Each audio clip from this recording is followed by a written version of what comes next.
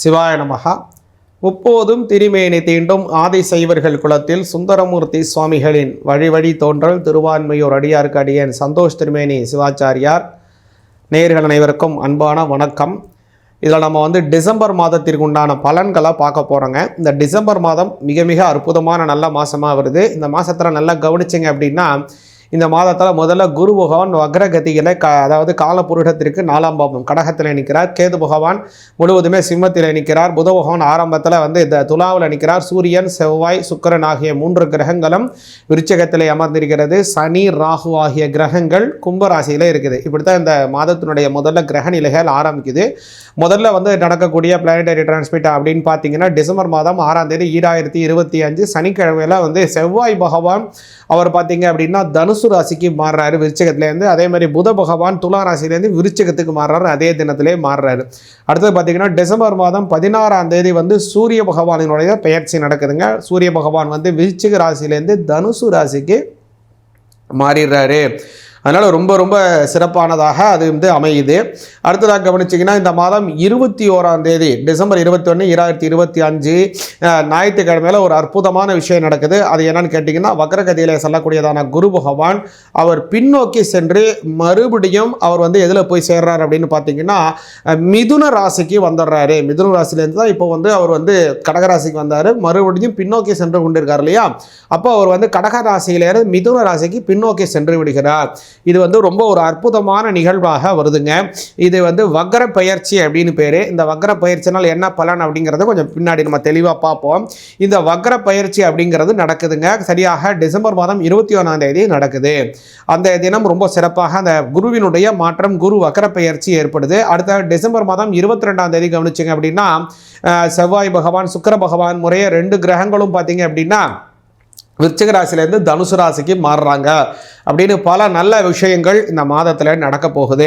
வாங்க, இந்த மாதம் எப்படியான மாதம், உங்களுடைய ராசிக்கு எப்படியான நல்ல விஷயங்கள் கிடைக்க போகுது அப்படிங்கிறதெல்லாம் கொஞ்சம் விரிவாகவும் தெளிவாகவும் பார்ப்போம். மகர ராசி ஆகிய உங்களுக்கு இந்த டிசம்பர் மாதம் 2025 எந்த மாதிரி பலன்கள்ங்கிறத கொஞ்சம் விரிவாக காப்போங்க. மகர ராசிக்கு கேட்டிங்கன்னா, இந்த மாதம் அப்படிங்கிறது ஒரு பொக்கிஷமான மாதம் அப்படின்னு சொல்லலாம். கொஞ்சம் செலவுகளை தரக்கூடிய மாதம்னு சொல்லலாம். செலவுகள் கொஞ்சம் இருக்குது இந்த மாதம். அதை நீங்கள் கொஞ்சம் சுப செலவுகளாக செய்து கொண்டால் உங்களுக்கு நல்லது. அதாவது சுப செலவாக நீங்கள் செஞ்சுக்கணும். அது என்னங்கிறதையும் நான் சொல்கிறேன். அதாவது மகர ராசிக்காரங்களுக்கு எப்போதுமே நான் பல தடவை சொல்லியிருக்கேன், சூரியன் எப்போதெல்லாம் ஒரு மறைவு ஸ்தானத்திற்கு வருகிறாரோ அல்லது ஒரு நீச்ச ஸ்தானத்திற்கு வருகிறாரோ அல்லது உங்களுக்கும் அவருக்கும் இருக்கக்கூடிய அந்த இதில் அவர் மறையணும். அந்த மாதிரி இடத்துல அவர் வந்தால்தான் அது உங்களுக்கு நல்ல பலனை கொடுக்கும். இந்த சூரியன் மறைவு அப்படின்னு சொன்ன உடனே, ராத்திரி ஆனால் சூரியன் மறைஞ்சிட்டாரு, அப்போ ராத்திரி நல்ல நேரமா அப்படின்லாம் சில பேர் கேட்குறாங்க. சுவாமி, இதுமாரி ராத்திரி சூரியன் மறைஞ்சிடறாருல்ல, அப்போ ராத்திரியில் எங்களுக்கு நல்ல நேரமா அப்படின்னு மகர ராசிக்காரங்க நிறைய பேர் கேட்குறாங்க. அப்படி கிடையாது.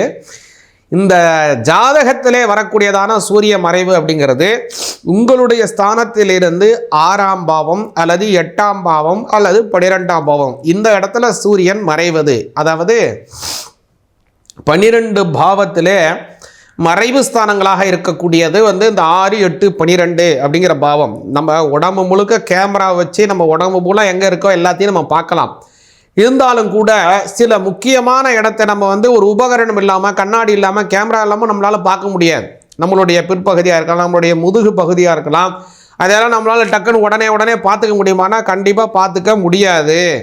அப்போ அதெல்லாம் கேமரா வச்சா பார்க்கலாமா சுவாமி? காரணமாக பார்க்கலாம். எத்தனை பேர் டெய்லி நம்ம கேமரா வச்சு பார்த்துக்கிட்டு இருக்கோம் அதை, இல்லைங்களா? ஒரு அனுமானத்தில் தான் நம்ம பின்னாடி சோப்பு போடுறதோ இல்லை ஏதோ விஷயங்கள் செய்யும்போது, நம்ம மறைவு ஸ்தானத்தில் செய்யும்போது அது மாதிரி தானே நம்ம செய்கிறோம். இப்போது அது மாதிரி நம்மளுடைய பார்வை அந்த இடத்துலலாம் கிடைக்க மாட்டேங்குது, நம்மளுடைய உடலாக இருந்தாலும் கூட. இதான உண்மை. அதே மாதிரி தான் நம்மளுடைய 12 பாவங்களிலே ஒரு குறிப்பிட்ட ஸ்தானங்களிலே பார்வை அப்படிங்கிறது கிடையாத போகுது. அப்போ அந்த இடத்திலே வரக்கூடிய கிரகங்கள் உங்களுக்கு அதனுடைய பலனை முழுமையாக செய்ய முடியாது. அதுதான் விஷயம். அப்போது அதனுடைய பலனை உங்களுக்கு செய்ய முடியாது. அது நல்ல பலனாகவும் இருக்கலாம், கெட்ட பலனாகவும் இருக்கலாம். அப்படிங்கிறத நல்லா புரிஞ்சுங்க. அப்போது மகர ராசிக்கு அஷ்டமாதிபதியாக இருக்கிறவர் சூரிய பகவான். அப்போ சூரிய பகவான் கொஞ்சம் பொல்லாதவர் தான். அப்போது அவர் பொல்லாதவர் வேலை செய்ய முடியாமல் போகக்கூடிய இடம் என்னன்னா அவருடைய 6ஆம் இடம், அப்புறம் அட்டமஸ்தானம், அடுத்தது 12ஆம் பாவம். அந்த இடத்துலலாம் அவர் மறைஞ்ச சமயத்தில் அவர் கெடுபலனே அதிகமாக செய்ய முடியாது இல்லைங்களா. அதனால தான் என்ன சொல்லுவாங்கன்னா, கெட்டவன் கெட்டிடில் கிட்டிடும் ராஜயோகம் அப்படின்னு சொல்லுவாங்க. அதாவது எதிரியின் எதிரி நமக்கு நண்பன் அப்படின்னு ஒரு பழமொழி சொல்லுவாங்க, கேட்டு போயிருக்கீங்களா. அதே தான் இதுவும் கான்செப்டே. நமக்கு கெடுதல் செய்யக்கூடியவன் நமக்கு கெடுதல் செய்ய முடியாமல் தடைபட்டு விட்டான் என்றால் நமக்கு நன்மைகளும் ஒரு ராஜ யோகங்களும் உண்டு அப்படிங்கிறதா இதனுடைய அமைப்பு. அது மாதிரி மகர ராசிக்காரங்களுக்கு இந்த மாதத்தில் சூரிய பகவான் மறைகிறாரு. அதனால் என்ன ஆக போகுது உங்களுக்கு கேட்டிங்கன்னா, ஒரு ராஜயோக அமைப்பு உண்டு, பரிபூர்ணமான நல்ல வளர்ச்சிகள் உண்டு. அதே மாதிரி உங்களுடைய 12ஆம் பாவத்துக்கு அநேக அநேக ராசிகள் அதோட பாவங்களில் 12ஆம் பாவத்தில் அநேக கிரகங்கள் அப்படியே சேர்ந்து குவிச்சு அப்படியே ஒரு எசன்ஸாக கொடுக்குது 12ஆம் பாவத்தில். இந்த 12ஆம் பாவம் வலிமையாகுதுன்னு சொல்கிறீங்களே, செலவு கொடுக்குமே, கண்டிப்பாக செலவுகளை கொடுக்கும். இது விரய செலவா, சுப செலவா, அல்லது ஒரு முன்னேற்றமான செலவா, அல்லது அவமான செலவா, இது என்ன மாதிரி செலவுன்னா கவலைப்படாதீங்க. இந்த செலவுங்கிறது நல்ல செலவாகவே இருக்கும். ஏன் இவ்வளோ உறுதியாக சொல்கிறேன்னா, குருவினுடைய பார்வைக்குள்ளே அந்த 12ஆம் பாவம் வந்துடுது. அப்போ என்ன நடக்கும்? பரிபூர்ணமான நல்ல செலவுகள் தான். இந்த நல்ல செலவுகள் அப்படின்னு சொல்லலாம். இதை அமோகமான வளர்ச்சிக்கான செலவுகள்னு சொல்லலாம், அல்லது ஒரு எதிர்கால சிந்தனைக்காக நீங்கள் செய்யக்கூடிய சுப முதலீட்டு செலவுகள் அப்படின்னு இதை சொல்லலாம். அது மாதிரி பல எண்ணற்ற நன்மைகளை தரக்கூடிய மாதமாக இந்த மாதம் வருது. அதனால் இன்னொன்று சரி எல்லா செலவையும் சொல்லிட்டாரு, அதனால் கொண்டு போய் எல்லாத்தையும் கொண்டு போய் நம்ம ஏதாவது இதில் போய் முதலீடு செஞ்சுருவோம், அதில் போய் லாட்டரி டிக்கெட்டை வாங்குவோம், அதை போய் செய்வோம், இதை போய் செய்வோம்னுலாம் தேவையற்ற செலவுகளே செய்யாதீங்க. அது எல்லாம் அதிர்ஷ்டம்.